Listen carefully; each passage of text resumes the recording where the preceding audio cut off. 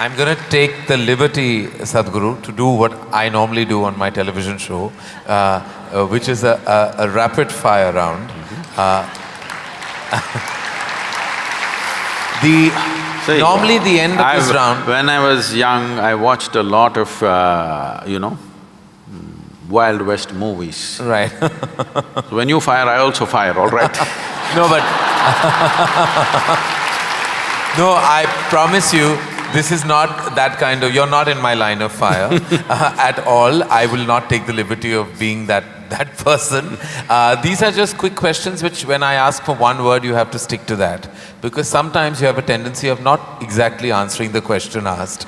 But you give such a profound and prolific retort back that it makes you very satiated. But in this case, my only request is that if it's one word, then it's just one word. Okay. And the end of this, normally, you get a hamper, but in the absence of a hamper here, you already have something, right? Yes. So, or this beautiful bouquet that is right next to you. But so there's no hamper, but you will get my utmost gratitude. Thank you. All right, very simply, what is the one thing that is essential to living a balanced life? Sense.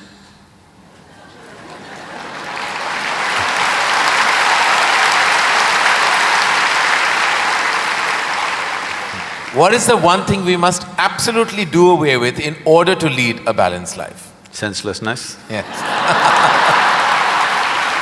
All right. I thought that was coming. First thing that comes to your mind when I say the following. The first thing, organized religion. Madness. Marriage. Cohabitation. Competition. Stupid. Money. Useful. Love.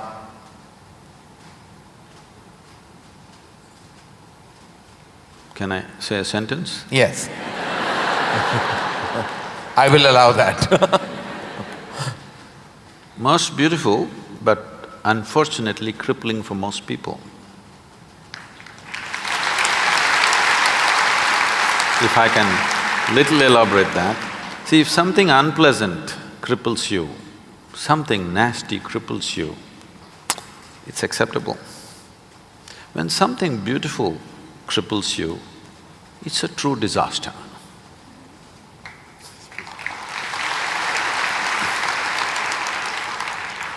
If you could ask one person, alive or dead, one question, who would you ask and what would that be?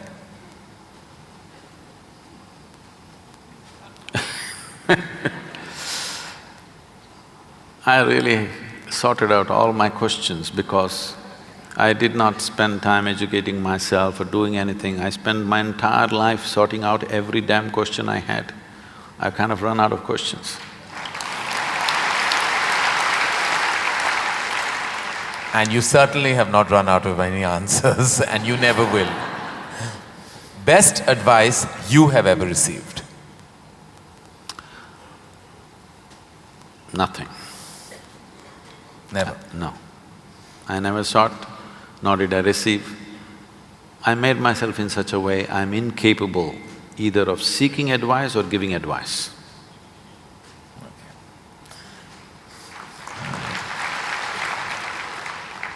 In an imaginary, completely hypothetical situation, if you had a day off with no commitments, no responsibilities, what would you spend the day doing?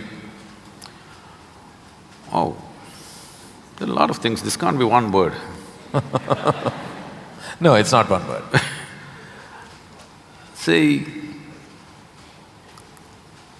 I have an indiscriminate sense of passion towards everything.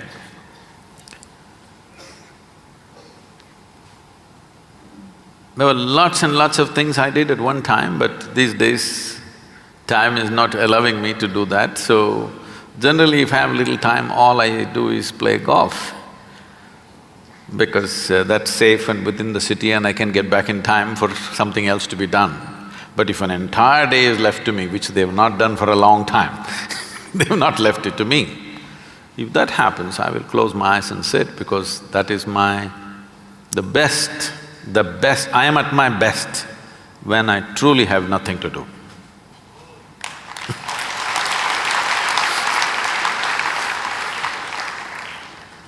What is one thing you'd like people to remember about you at the end of your life?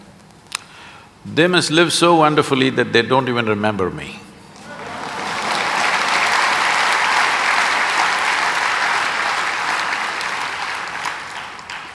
If you found a way to travel through time, where would you go? I'm kind of done with all those things. Your universe visited already. You have visas for every part of this ecosystem. If we can do some slow fire, Yeah. because that's a question with many ramifications. This, for example, traveling in the world, we jetted around and now we want to travel to the Mars, we want to travel to another place. And now that's not enough, we want to travel into the past and future. All this longing is again exploratory in nature. Whether you go on vacation to Maldives or you want to go to Mars, it is fundamentally exploratory. Maybe you're also thinking of relaxation and pleasure and whatever, but essentially it's exploratory, otherwise why can't you do it here? It's something that you want to do, you want to touch another place. This longing is there in the human being only as long as the life that you are remains in a seed form. That is, it did not sprout and blossom.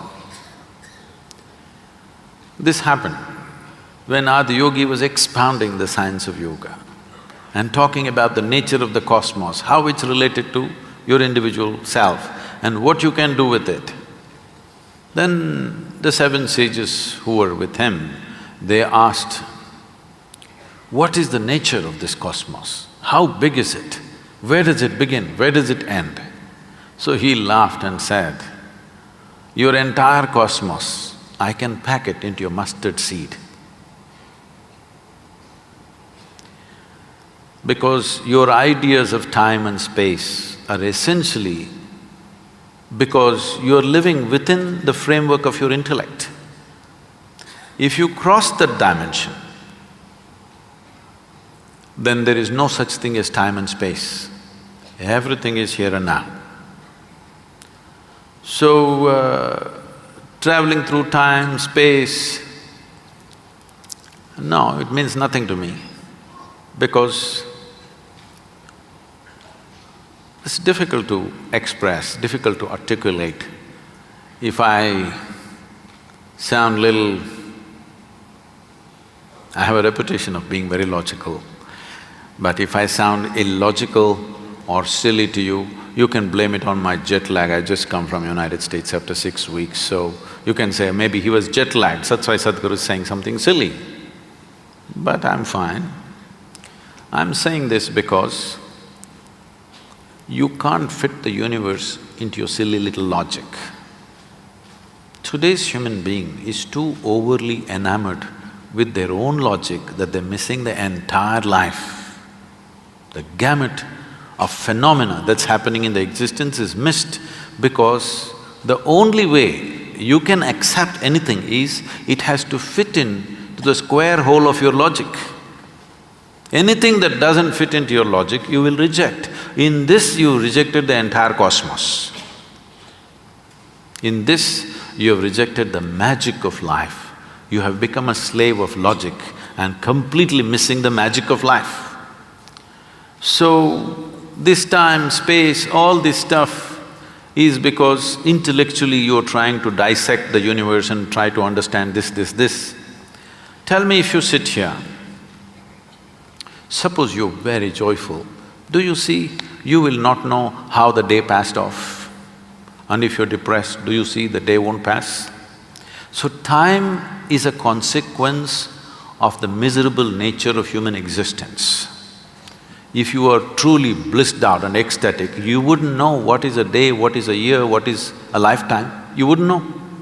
There have been times I sat down, I didn't realize, I thought it's 5 minutes, but people gathered around and started molesting my feet. Well, because in their understanding, I sat there for many days or whatever. This idea of time and space is a very convoluted idea simply because people are stuck in the framework of their logic. My work, my fundamental work is to take people beyond the framework of logic into the true magic of existence, our own existence. But it takes a lot of time. Still, my reputation is of being very logically correct because I'm still trying to woo them still wooing them, you know. For the real thing to happen, they will take a long time, unfortunately, because they have become such slaves of their logic. What is the first thing you notice when you meet a person? Just everything. Everything. Everything. Past, present and future.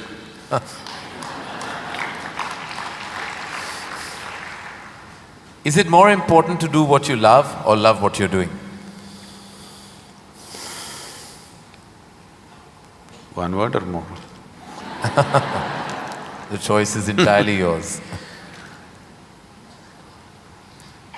See,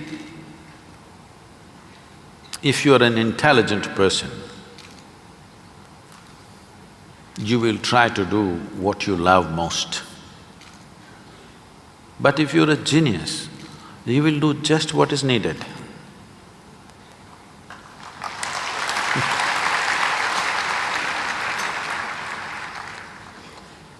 If you could be invisible for a day, what would you do?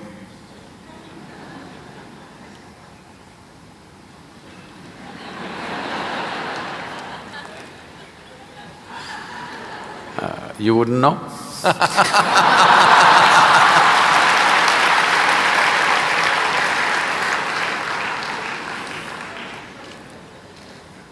With due respect, what is your biggest weakness? Biggest? What is your biggest weakness? See, what normally people treat as weakness in their lives. Okay, let me give a normal answer. Why am I going into all this? Already you said I'm what? What is the word? Sashayed.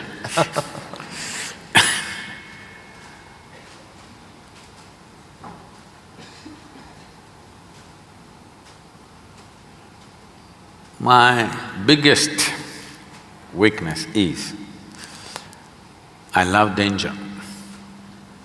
Without danger, I cannot live. I need to do something which keeps me on the edge of being mortal, being alive and dead. I want to walk that line all the time.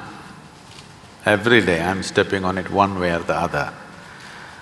Is it a weakness? I don't think so, but people think, Sadhguru, you shouldn't risk your life like this. But if there's no risk, I feel I'm not being… because most of the time in my life, for whatever I'm doing, I don't feel tested. It's only in moments of danger that I feel little tested. So my weakness is, I like to be stretched, you know.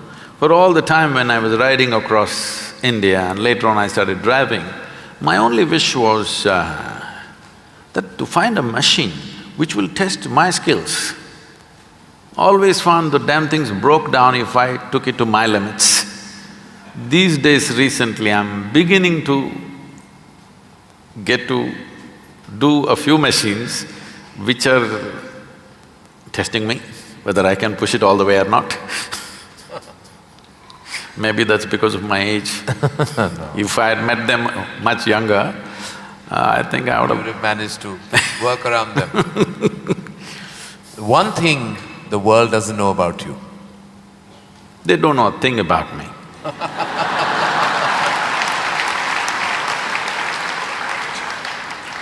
That's a fact. And the one thing you wish you could change about yourself? Oh, I never looked at that. I could speak Hindi. No, I'm sorry, Marathi.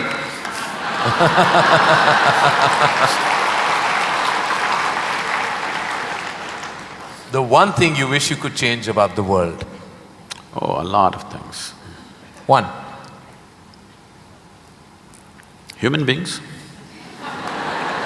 Desperately in need of. So what would you consider to be your greatest achievement? I don't think there's any.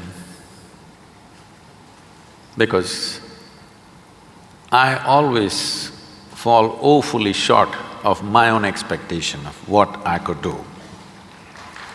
So I never feel anything is an achievement. Is there a song you love and can listen to all the time? Oh. I somehow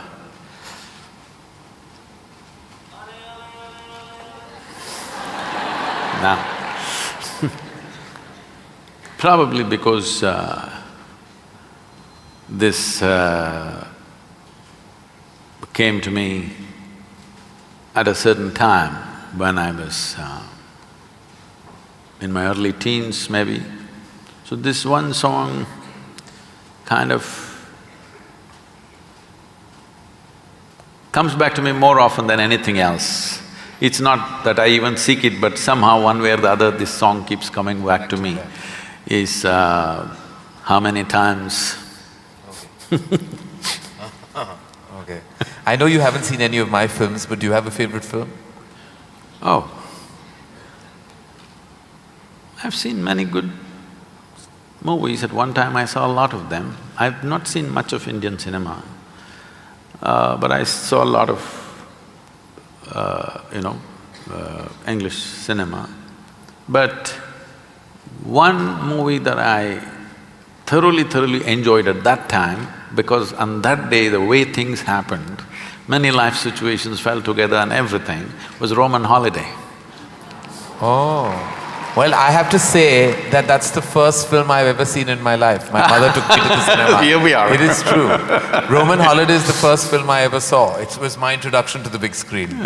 I'm glad I have something in common with you. That image of Audrey and Gregory Peck is somehow just stayed with me. Wonderful. It was probably my age. Yeah. Oh, it must have been. Something you enjoy doing and wish you had more time for? I wish I had more time, because I made myself like this, that there is nothing that I enjoy or do not enjoy. I make sure I enjoy everything that I do, including simply sitting quietly or talking to somebody or doing whatever, because my activity is not limited to one area, so many things. If you did not enjoy everything that you do and do not do, you will go insane trying to manage so many things. But I will not go insane, because I enjoy being alive. Activities, anything is okay. Everything I do, I enjoy. Small things, big things, every kind of thing. Most profound things and silly things, I enjoy thoroughly. Should us all. Lastly, in a biopic made on you, who would play you? But who would make a biopic first of all? No, there would be lots of interested people. Maybe you should animate. I don't think you would want that. Well, that is the end of the rapid fire, and you totally deserve the hamper that doesn't exist on this platform. But it's a virtual hamper that I've given to you with my love, gratitude and deepest amount of respect. Thank you.